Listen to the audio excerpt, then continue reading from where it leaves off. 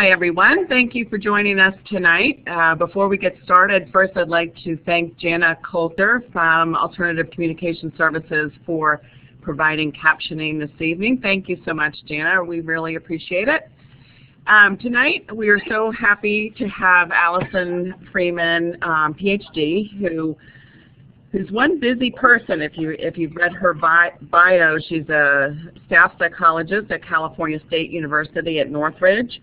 She's an adjunct professor at Cal Lutheran University, and she also has a private practice. So welcome, Alison. Thank you so much for presenting tonight. And I know you have a lot. We have a lot to talk about because we just got through the holidays barely, and so the floor is yours. Thank you. Well, thank you, Nancy. I'm thrilled to be talking tonight, and I was actually a little nervous about it, and I realized the reason why I'm nervous about this is because I do have a lot to say, and obviously we can't cover everything tonight. I do want to do a shout out for HLAA. I've been a member of HLAA since its inception, and it's been an incredible support system for me in my own journey as a hard of hearing person. So the title of my talk is I Survived the Holidays Barely. I'd like to ask you, I'm not really sure how this works, just how many of you had a hard time over the holidays?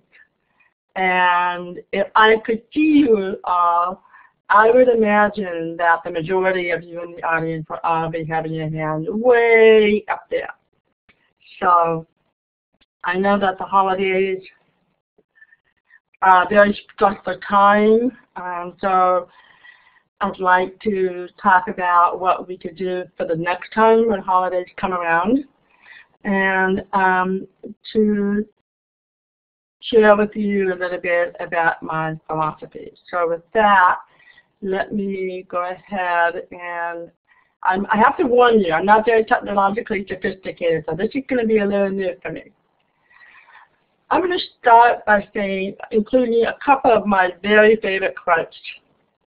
And the first one is from Helen Keller. It is, blindness cuts us off from things, but deafness cuts us off from people. And I remember being profoundly struck by this the first time I heard this, and I don't even remember why, because I remember thinking I'd rather be blind, I'd rather be deaf than blind, because vision is so important to me, until I realized that what this quote means is that if you're a blind person, that doesn't affect your ability to communicate. But if you're deaf or hard of hearing, it profoundly affects your ability to communicate. Which brings me to the next quote. Hearing loss does not just affect an individual, but also one's family and friends. And this is written by Michael Harvey, who is one of the most renowned psychologists in the hearing loss field. And that's exactly why I'm so passionate about my work and working with people with hearing loss, because it doesn't just affect us as a hard of hearing person, it affects everybody else around us.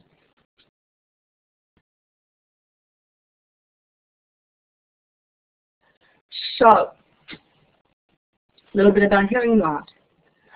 What? Me stressed.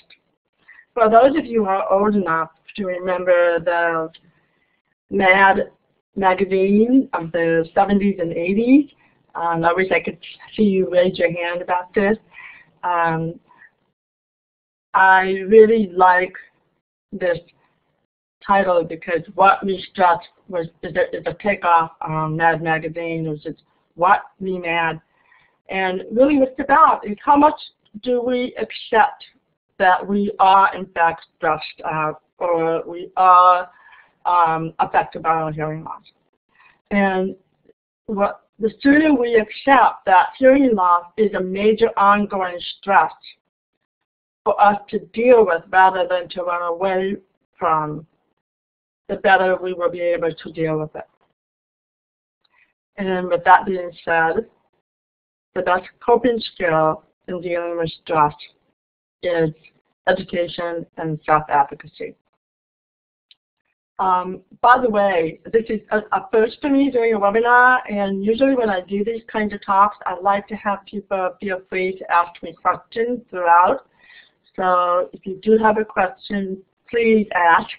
I know that Nancy, I think, will repeat the question, and I will try to answer it within the course of the hour.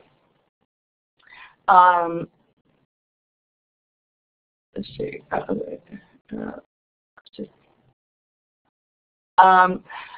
Yeah, going back to, I want to talk a little bit about my goal.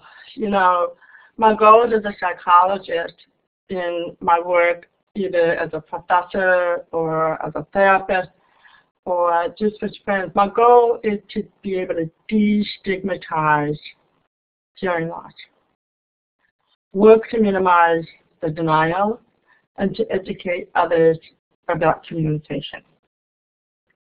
And this is a common theme with HLAA, education, self-advocacy, education, self-advocacy, over and over and over again. So let's talk about that. I think I already mentioned this. Stress, is it just me or? And hearing loss is a constant stress that doesn't just affect us. It affects our relationships, marriages, significant others, relationships with brothers and sisters. It affects our relationships with our parents and our children. And it affects us every day in our social interactions in the community. The sooner we accept that we are stressed out by our communication, I'm hoping that what you all take away from tonight's presentation is the sooner we accept this and the sooner we can don our hat as being educated, the wider our circle of support will be. Because the reality is, and I think it's hard for us, especially those of us who tend to be shy, is to recognize that people want to support us if they know how. And if they don't know how, then that's where we pick up the tension and or maybe some of the negativity. So let's go back and talk about the holidays for a moment before we continue. And that is, why are the holidays so much more stressful? Okay, the holidays are more stressful because there's more people, generally. There's less control. And the holidays are stressful anyway, but emotions tend to run even higher. And so sometimes I think it's easy for us to say, you know what, I don't want to bother. I mean, my hearing loss is just, not a big deal in the total scope of things. But the reality is that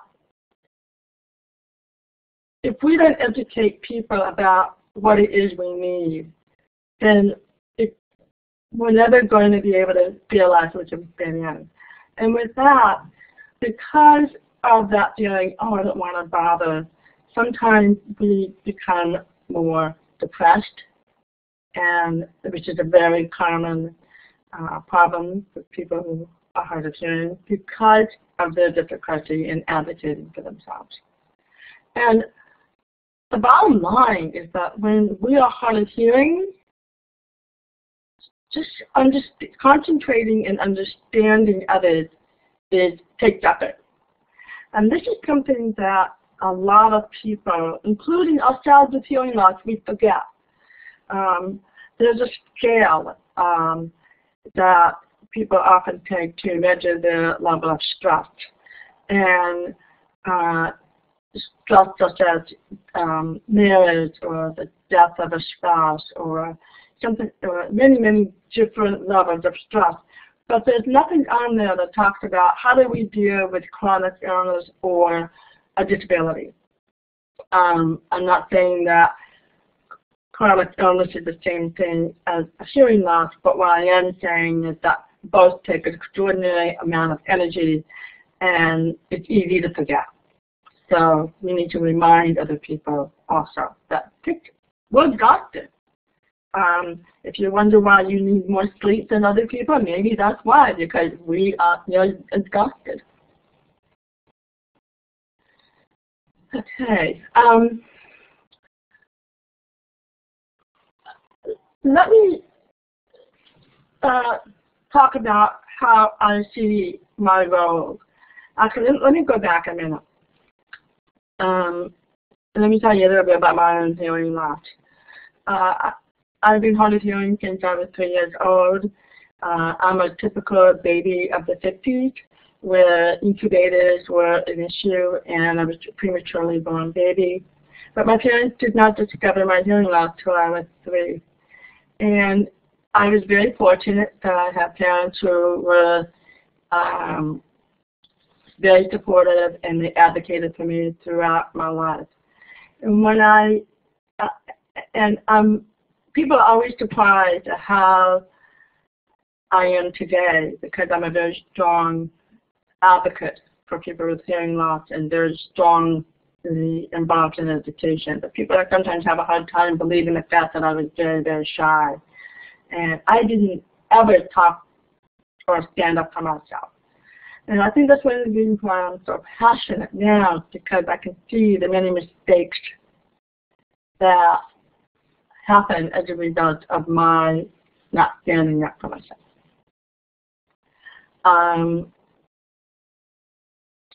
So my philosophy is that the more that people understand about my hearing loss, the easier it is for me to communicate. And I have 2 assumptions with every new person I meet. And that is, the first assumption I make is that others are embarrassed and don't know what kind of questions to ask me. And 2, that most people know little, if anything, about hearing loss. So if I can keep those 2 assumptions in mind, then I therefore have the belief that the responsibility of good communication is up to me, not the other person. And this is often the work I do with clients who come in. They say, well, if somebody just doesn't understand me, then they should be the one to ask me. And my position is, well, they probably won't ask you because they'd be too embarrassed to ask you about that. So sometimes there's this layer of tension because they're trying to figure out the best way to be able to communicate. And I learned this after I spent about 5 or 10 years talking to elementary school kids about hearing loss. And one of the things I just loved about working with this group was that the kids were so honest.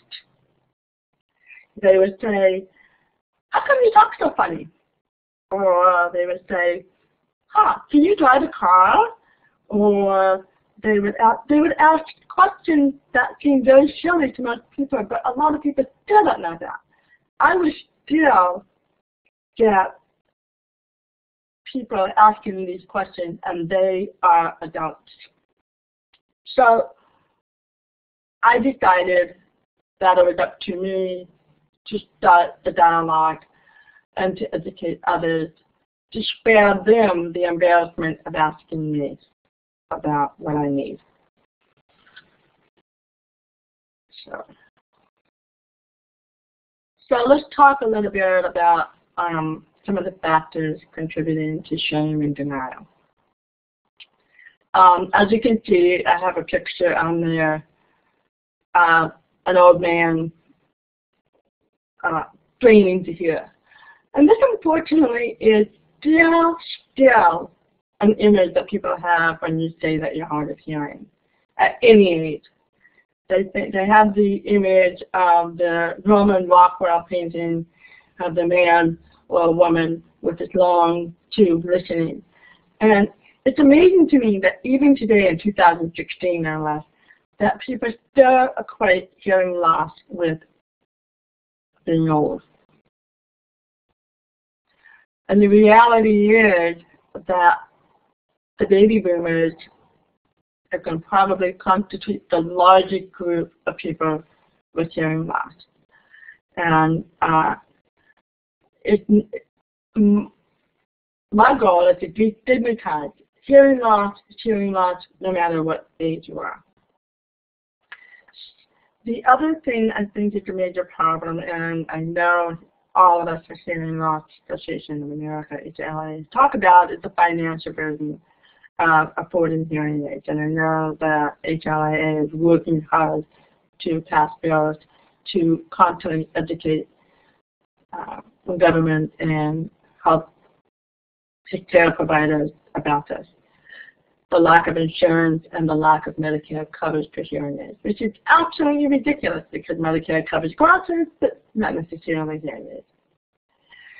My biggest thing though is bluffing and fakery, what I call fakery. I don't even know the word. But the high cost of faking. And everybody comes to a decision point of when they realize that they have to stop bluffing. My favorite line to my clients is, would you rather be called stupid or hard of hearing?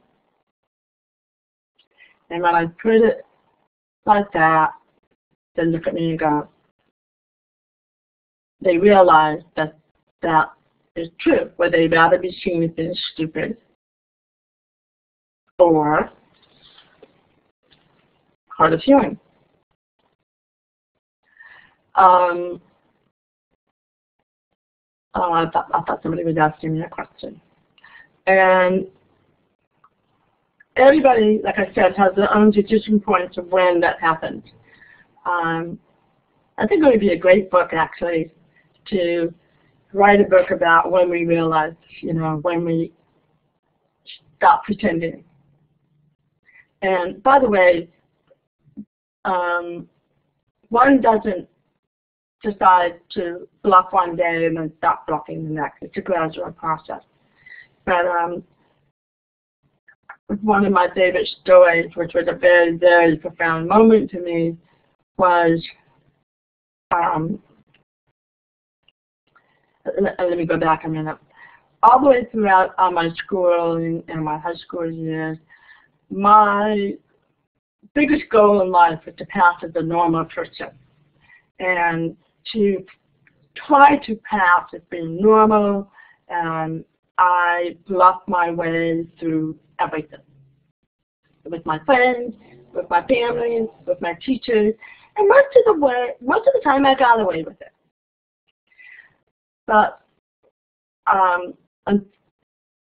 one day I was traveling with my best friend, and I went to go pay the bill for our stay. We were traveling with our backpacks, and we were staying in a hostel. And I went to pay the bill with the traveler's checks. You remember those traveler's checks? And as I was counting my traveler's checks, looking down at the table,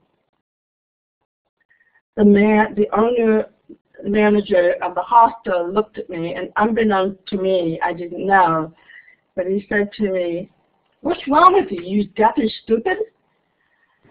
And I didn't know, but my friend had just joined me, and she got really angry and yelled back to the owner manager. As a matter of fact, she is deaf, but she's not stupid. And the man's face turned a deep shade of red. And what I realized at that time, at that moment in time, was here I was the one with the hearing loss. But it was my best friend who went to bat for me, and she was my advocate. And I thought, wait a minute, there's something wrong with this picture. I have to start advocating for myself. And I didn't want to have the embarrassment of being seen as being stupid. So that was a really important point for me. So let's go on.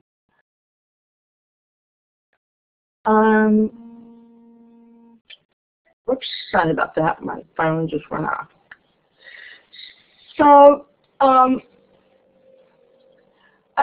think one of the reasons why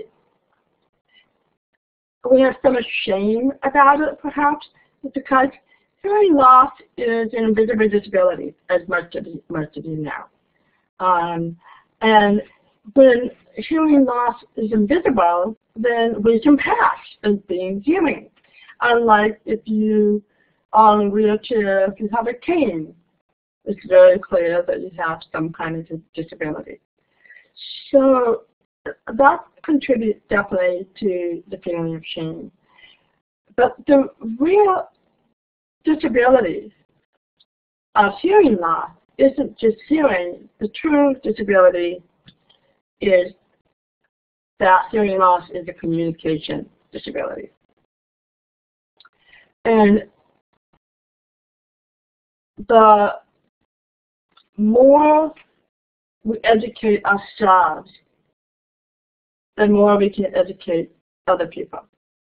I see a question here. Let's see. I'm trying to scroll down here. Okay. How do you communicate with a hard of hearing a deaf person who's so angry about not being able to hear? That's a good question. I would want to say to the person, you know, it's really hard for me to communicate with you when you are so angry. Sometimes when you call it like it is, it helps break down the anger. I don't know if that answers your question, but the other thing I would say, if it doesn't answer, is, you know, are you aware of how angry you are? Because sometimes people may not even be aware that they sound angry or they are angry. So does that answer your question, Judy? Betty. Okay. Okay. Sorry, I thought it was Judy that said that. Okay. And those are the more we are aware of our feelings, the more we can observe how we are, and the more we can be patient with ourselves, then the better we're able to advocate for ourselves. I personally have found that education and self-advocacy have been my biggest coping skill. And probably the number one question I get from people is, oh, so you've been doing this a long time, so you probably don't have to do it anymore. My position is, we're going to be doing this all the way to the day that we die, education and self-advocacy. And sometimes I have clients who come in and they say, I'm just so tired of doing this. I say, yep, it's tiring, but it's a fact of life.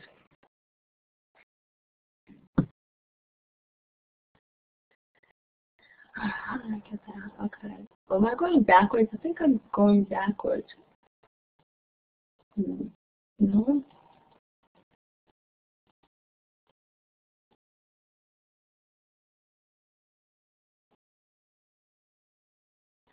I talked about this a little bit. Psychological strategies for better communication. Educating yourself before educating others. You can't educate others until you understand what your own triggers are. And I don't believe you can educate other people until you get past your own denial and your bluffing. I think one of the hardest and most challenging parts of accepting one's hearing loss is becoming more assertive about what it is that you need, and becoming assertive without embarrassment, and taking on the responsibility for telling others what you can and cannot hear and understand. And this is a struggle, especially for those who don't tend to be assertive. For those who are assertive, a lot easier. But asserting one's need can be difficult if you feel like it's a burden on the other person. But the reality is, the more you assert your need, the more you're going to lessen that other person's feeling of embarrassment and lessen their own anxiety about how to relate to you. And the reality is that hearing loss is really hard for most people, including ourselves, other hard of hearing people. It's hard for us to understand what it is, how hard it really is for you. It's not like glasses, glasses, 20/40 or 20/80, the very finite number. Because, as you know, with the audiogram, it's very complicated. You can have hearing losses in any number of frequencies and have any number of decibel losses in any one of those frequencies. So even from person to person, each person's hearing loss is unique. So one way to be thinking about it is, not only do we have to educate other hearing people, but we have to also educate our own hard of hearing peers or friends. And people want to be educated. People don't want to be embarrassed. I can promise you that. So I chose this title in honor of Harry Potter. And the title is Cloak of Invisibility, and that is because hearing loss is an invisible disability. I'm reading my own notes here. It's even harder for those people who have lost it later in life. So my pitch is that let's make it more visible, unlike what Harry Potter does. Let's make it more visible so that we can help others share in the responsibility of good communication. And I'm reminded, actually, in the very, very beginning stages of HLAA, one of those SHHH, there was one of the leaders, I'm trying to remember his name. He was very, very outspoken about hearing loss. And he was so outspoken, he wore red hearing aids. And he had a very short crew cut so that there was no way that you could ignore these red hearing aids. And that was his way of connecting with other people around it. And he would talk about it, and he would even say, these red hearing aids, I wear these so that I want you to ask me about my hearing loss. So I say, let's take off the cloak of invisibility and wear our red hearing aids. So this is interesting, denial. I was shocked when I heard about this, but the typical time from diagnosis to treatment is 7 years. That is a long time. I'm reminded of a story that Sam Tritchen, I don't know how many of you have heard of Sam Tritchen. He is a big speaker and advocate of hearing loss. And he talks about his own story where he lost his hearing loss in the military. And it took him 20 years before he accepted his hearing loss. And he accepted it only after his wife gave him an ultimatum that he had to do something about his hearing loss. So he took a lot longer than the average amount of time. But 20 years, I can't even imagine that. So I say, choose to make a different choice. Now Sam Tritchen, Dr. Sam Tritchen is one of the loudest and strongest advocates about hearing loss. And in fact, you'll see at the end of my references, he has a self-help book for people with hearing loss. I'm reading a question. Suggestions for helping hard of hearing folks out of the denial stage. How to help them recognize this denial. My favorite line is, would you rather be called stupid or hard of hearing? I would point out situations where they may have been perceived as being stupid, and ask them, how does that feel? You know, how does it feel when you were shopping and you didn't hear the salesperson look at you like you were stupid and you still didn't say anything? Or I would point out examples. And, you know, like I said, it's going to take time. It doesn't just happen one time where you say, would you rather be seen as stupid or hard of hearing? One time. It may take 10, 20 times, 30 times. And even today, even though I'm a very strong advocate, I have to remember to do the same thing for myself.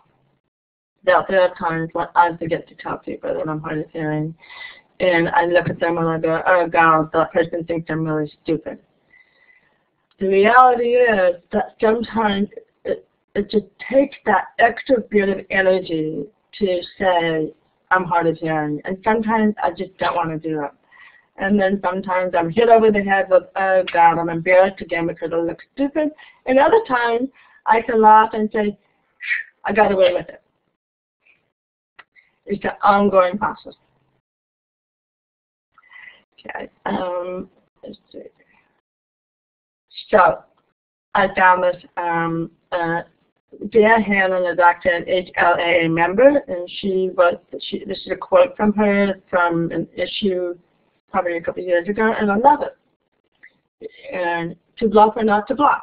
And this is the no bluff pledge. In fact, I'd like you to say it to yourself when I read it out loud. I have the right to understand and participate. In my life, I will not bluff. I will not pretend to understand what I do not. Instead, I will do all that it takes to engage, interact, and communicate. I will reclaim my life. Ban the bluff.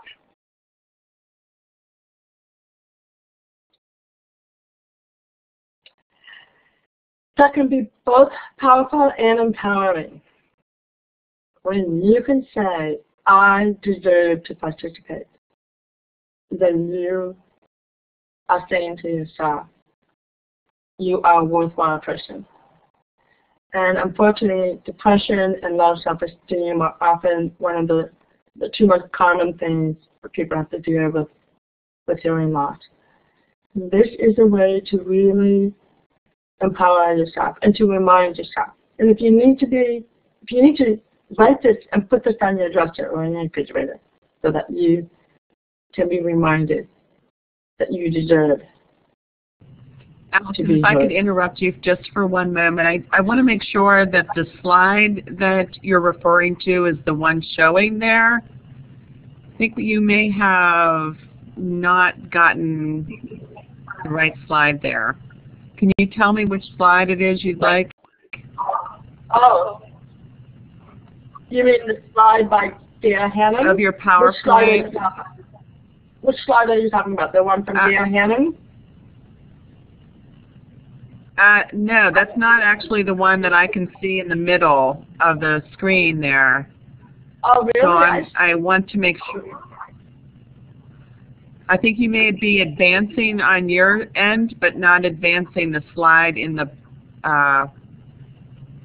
Oh, well, What do I? Is there anything I need to do on my end about that?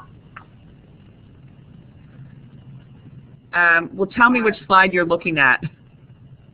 Right now, I'm looking at the No Bluff Pledge. What number is that? 14 out of 22.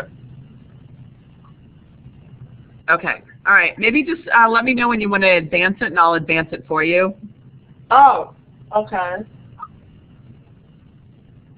Oh. Okay. Sorry to interrupt you. Do you want to go back? How many slides have you been missing out on? I think a few. Huh. Okay.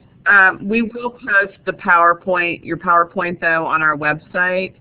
And I guess if there's time, we can kind of flip through them again at the end. But in the interest of time, we should probably continue on from here.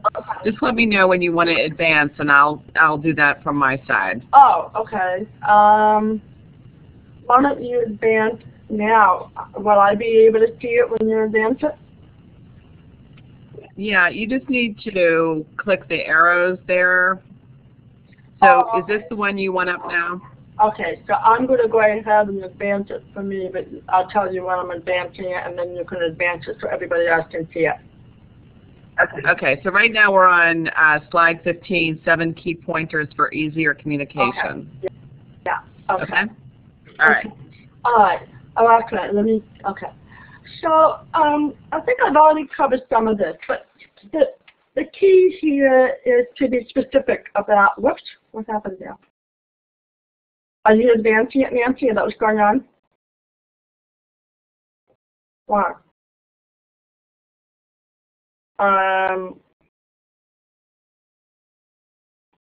Okay. I'm not sure. Okay. Does everybody see 7 key pointers for easier communication? Nancy?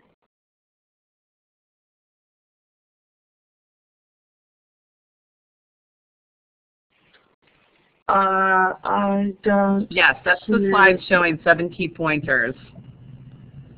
Okay, 7 key pointers. Okay. So yes. we already talked a little bit about this, and that is that, I'm just looking at the time here. I want to be sure to allow time for questions.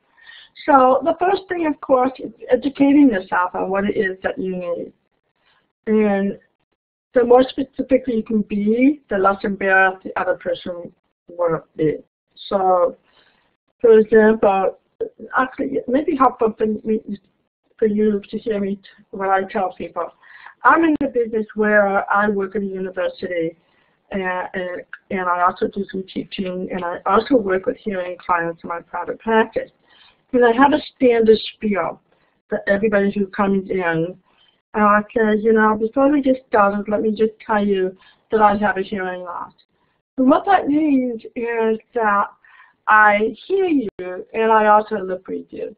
So what I need to do is I need to have you face me, and that covers your mouth. But I also need you not to change how you speak, because one of the most common mistakes that people make is say, oh, we enunciate, we all know that, and we can all laugh about that, right? But it's annoying as heck. So the more I tell them, the less embarrassed they are. But the thing that I've been really struck by, and this is really interesting, when I started doing this a number of years ago, I thought for sure, oh my God, that's going to be a real problem. They're not going to want to work with me. And at the end of my spiel, where I would say, this is what it means, where I need to lip read you, and I do hear you, I always say, and you also, I want to tell you that you have a choice, that if you feel like you would not be comfortable with me, or you would be more comfortable working with a hearing therapist, we have a large staff, and I can refer you to another one of our therapists. And I have been pleasantly surprised over the years that I've only had a handful of people say, you know, I'd rather work with someone else. And the irony to all this is that there have been, we tend to work with we work with a large international student population at California State University in Northridge. And I will have students come in with very heavy accents. And in the back of my mind, I'm like praying. I hope they say that they don't want to work with me because I can't understand them. And these people have said to me, no, I'm perfectly comfortable working with you. So then I have to take the next step, and I realize that one of the reasons why they may be comfortable with me is because other people have a hard time understanding them as well. And I can use my hearing loss as a metaphor for communication. My hearing loss is not just about my hearing loss. It's about communicating. Am I making myself understood? And am I understanding that you are to say X, Y, and Z? So the point is, use your hearing loss as a metaphor for communication, and that'll help diminish the shame around your hearing loss. So the last thing, number 3, identify what you can and cannot control. And this brings me to taking charge. And this is where you want to take a look at what can you take charge of. Okay? So for example, if you go to someone's house for a party, you can take charge of what it is you want to communicate. And you can say to somebody, you know, I'm really having a hard time hearing you. Would you mind if we go into another room for us to talk? Okay? Or even if you're at a restaurant, you know, would you mind if we step outside until the food comes so I can hear you? There's a lot of things you can do in terms of choosing restaurants. The trendier restaurants tend to be those without carpet that have loud chairs and hardwood floors. Those are the worst restaurants. So you want to go to the restaurants where I have a lot of carpet and fabric furniture,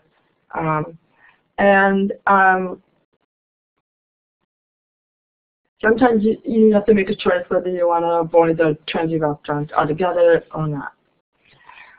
This may be obvious, but a lot of people forget that what you want to do is avoid windows and bright light behind the person you are speaking to, because the contrast and the glare make it hard to read your lips and facial cues.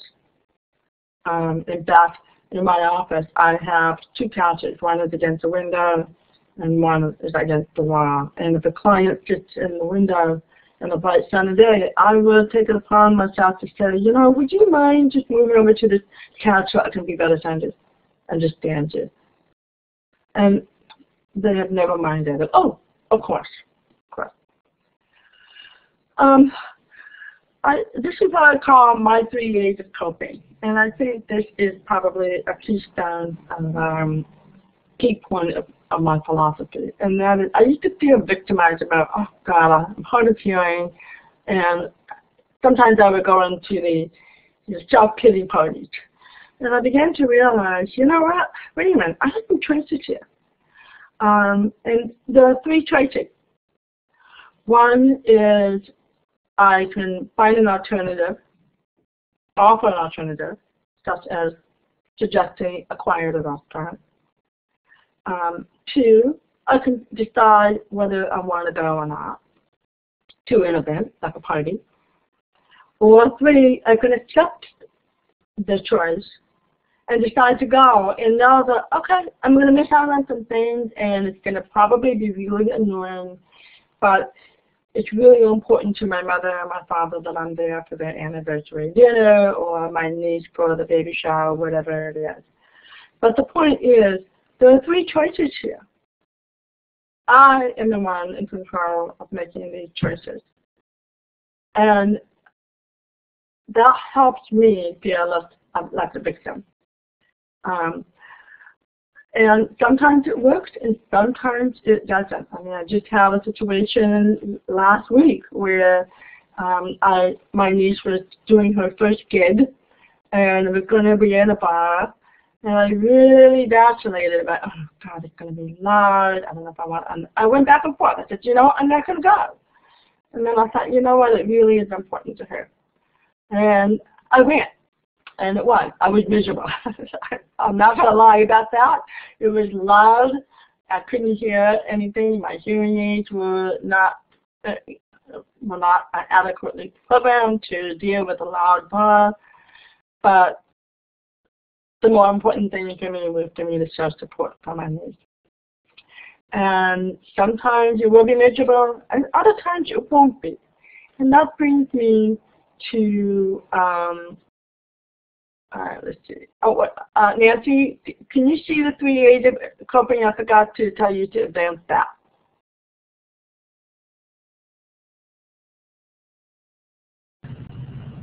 Yes, yes.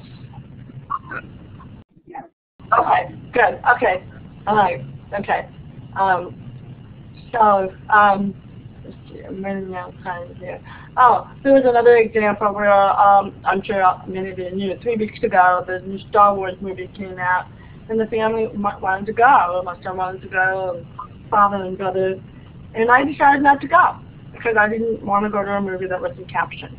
But very gratefully, we are fortunate to have captioned movies, so hopefully the choices will be more and more common later on. The last but least, I think it's important for us to have realistic expectations about our stress level, about how much we can handle, and about being okay about making a choice that may or may not be what somebody else wants us to do. And this is something that took me a very long time to feel okay about being selfish, about avoiding and not hurting someone's feelings. And eventually I got to a point where I could say, I don't want you to take this personally, but I really would rather not come to your dinner because it's going to be too difficult for me to hear. And most of the time people understand, and especially on the holidays, it happened around staff meetings. We had a staff party, and I chose not to go because it was too stressful. And it was gratifying for me to realize that they were going to miss me, but their feelings were not hurt. So, Nancy, I know that you said that we should allow the last 10 minutes for questions. So let me just end the talk with with a quote, and that is, the journey of accepting one's hearing loss is a gradual and ongoing and continual process. So I want to thank you all for this, and I'm open to any kinds of questions that people might have. Okay. As you were speaking earlier, I thought of somebody that I know that has accepted her hearing loss, but she doesn't realize how difficult it is for those around her, because she, I think, thinks she's a really good speech reader when sometimes she doesn't catch everything, and we know that. How do we impress upon her that her hearing loss affects more than just herself? It affects everybody around her, and sometimes it's more difficult on us to try to communicate with her than it is for her to hear us, I think. I hope I'm clear on that question. I'm not sure what the question is. Are you saying how can you help her to understand that she's not the only one being affected by her hearing loss? Right. That for people around her it's very difficult because we are working so hard to communicate effectively. I see what you're saying. Yeah. But when she doesn't hear us, she bluffs, or sometimes she'll just turn away and walk away. She doesn't realize that we are trying very hard, but she's not making it very easy on us. Okay, I think I'm hearing two questions. One is that one is exhausting for you as a person to try to communicate with her, but the other is I hear you saying that she's trying so hard not to make it difficult for you. I'm not answering your question. I guess one way for me to answer the question is I would say to her, you know, what do you think it is like for us to see your pain about your hearing loss? I wonder what she would say. Does that sort of address your question? I'm going to try that tomorrow. Because, you know, sometimes somebody who's hard of hearing, they get so self-centered and they get so involved in their own pain and they forget that other people, especially empathic people, feel the pain too. And the other thing I would say is, you know, what can I do to help it be less painful for you? Did that help? Yes, it does. It does. I think maybe I'm afraid of the answer. She might say, I don't really care. She's set in her ways. I don't really care. I don't think she cares that it's stressful for hearing people to communicate with her. I don't think she realizes that it's difficult.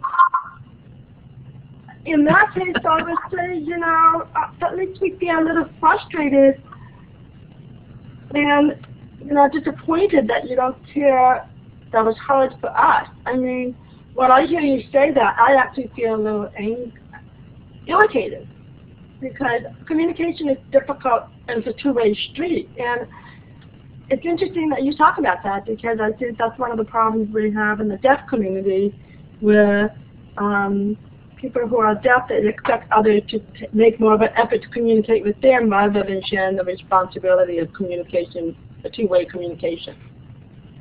So I would impress upon her that I hope she understands that.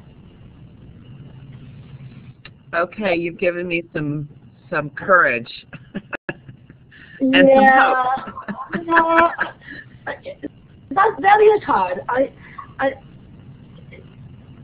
I assume when I'm talking to somebody like that they're still angry about their hearing loss and that they feel entitled.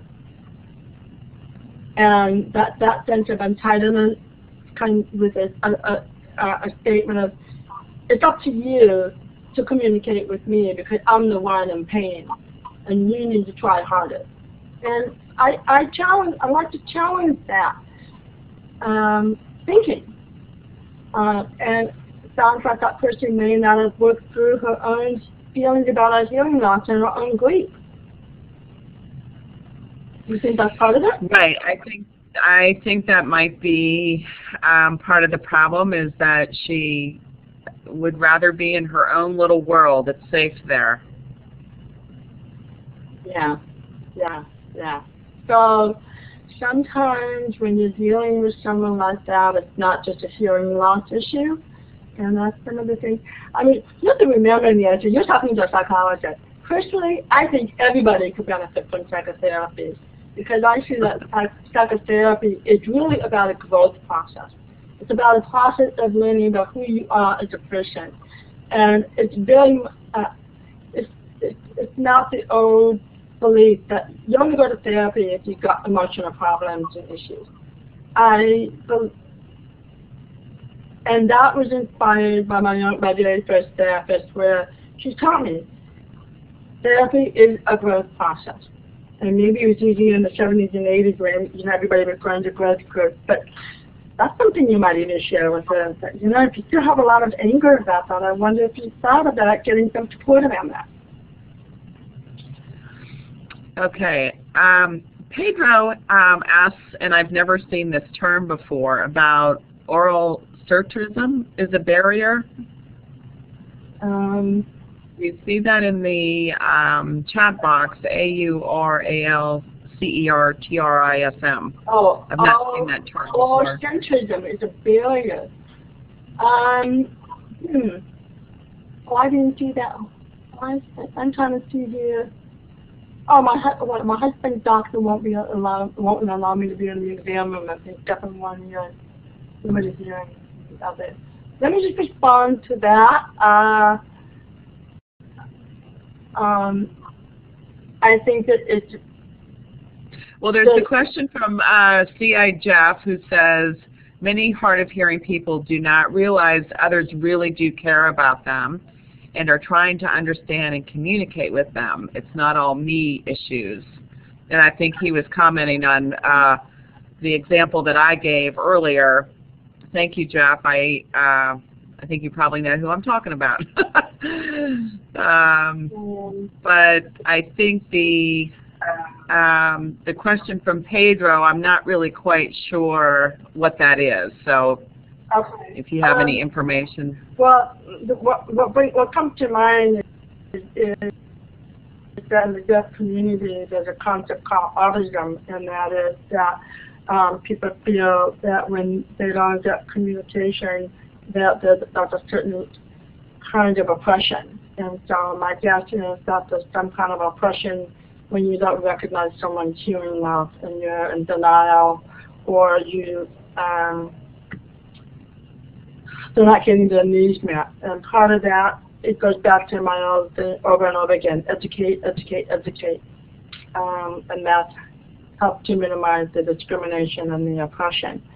I wanted to respond to the person about the doctor, and I think that there's two things there. One is that you can talk to your husband about how he would feel about you coming into the doctor's office. And then secondly, the concern that the doctor has is one of confidentiality. So the answer to that question, the solution, is to simply ask your husband to sign a release allowing you to be in the room. Unfortunately, we live in times where everybody is afraid of being sued. And so I'm actually kind of surprised that that doctor is not letting you as a spouse come in. But that would be one way to deal with that. Let's see, other questions there.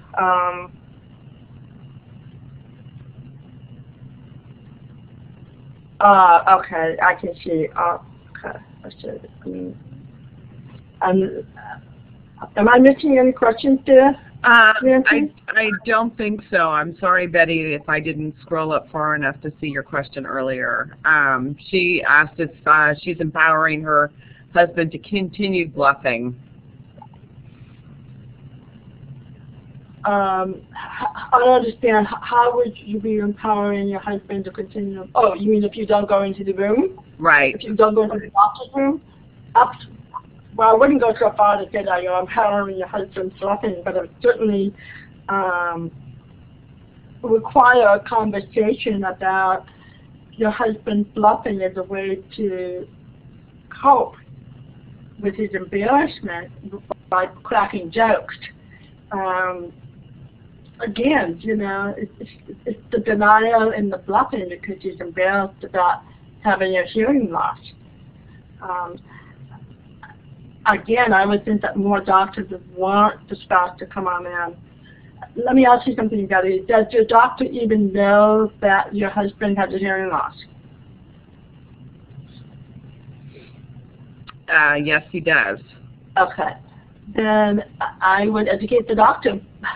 The doctor clearly needs to be educated that even though somebody who has clear speech, someone who has lost their hearing later in life, looks like that they don't have a hearing loss, they need to be educated that they're going to be missing out a lot on communication. And in actuality, I frequently do training with geriatric doctors and training them that they need to be asking about hearing loss, especially with every single visit. And the problem is that when people don't sound like they have a hearing loss, it makes it even easier to bluff and deny the hearing loss. So, Betty, go be your husband's advocate, but of course with his permission first. Okay, looks like we are right at the top of the hour, and so I am going to thank you very much, Dr. Freeman, for presenting this evening, and look forward to seeing you at Convention 2016 in DC this June, and appreciate your time tonight. I really appreciate it. I think this is a good conversation, and perhaps we can revisit again as we get closer to the holidays at the end of this year.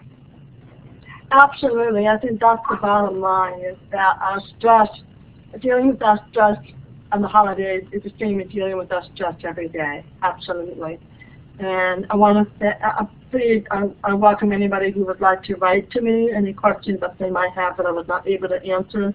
Please feel free to write to me. I believe I have my contact information at the end. And like Nancy said, you can read the transcripts on the website or through her. So thank you again, and I appreciate all the questions. Okay, thanks, Alison. Take care. Thank you, Nancy. I really appreciate it. Good night, everybody. Take care. Bye-bye. Good night.